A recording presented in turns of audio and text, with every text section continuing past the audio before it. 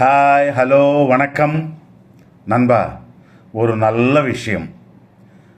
இப்படிப்பட்ட கெட்ட உள்ளம் இருப்பவர்கள் நம்ம சமீபத்திலும் வாழ்கின்றார்கள். என்னவென்றால், ஒரு காட்டினில் நிறைந்த தண்ணியுடன் ஒரு நதி ஓடுகிறது. ஒரு தேள் அந்த நதியை கடந்து அக்கறைக்கு சேர வேண்டும் என யோசனை செய்கிறது. அந்த இடத்திலே ஒரு தவளையை பார்க்கிறது. உடனே அந்த தவளையை பாராட்டும் வகையில், ஓ அழகான தவளையே, என்னை அக்கறைக்கு சேர்த்து விடுகிறாயா என்று கேட்கிறது.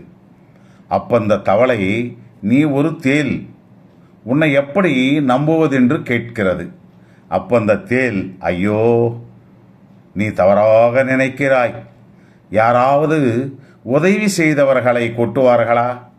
அப்படி நான் செய்தால் என்னுடைய விஷத்தால் நீ பாதி தூரத்திலேயே முழுங்கி விடுவாய் அல்லவா?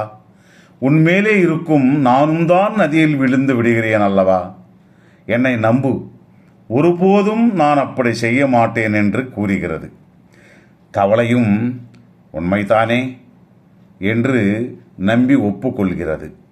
தண்ணீரில் சிறிது தூரம் போனதும் தவளை முதுகில் மீது ஊசியால் குத்தியது போல ஒரு உணர்வு.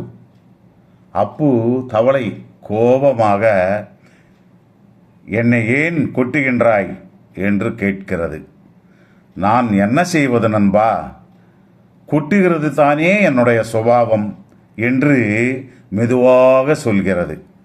அதனால் கெட்டவன் அவனுடைய வேலை முடிப்பதற்கு எவ்வளவு மென்மையாக பேசினாலும், நம்பிக்கை வார்த்தைகள் சொன்னாலும் அவனுடைய குணம் மாற்றவே முடியாது நண்பா.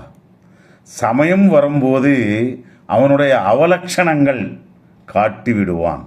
அதனால் புதுசாக ஒருவன், முகம் தெரியாதவன் என்ன உதவி கேட்டாலும் அவங்களுடைய நேச்சர் தெரிந்து கொள்ளாமல் உதவி செய்யவே கூடாது நண்பா.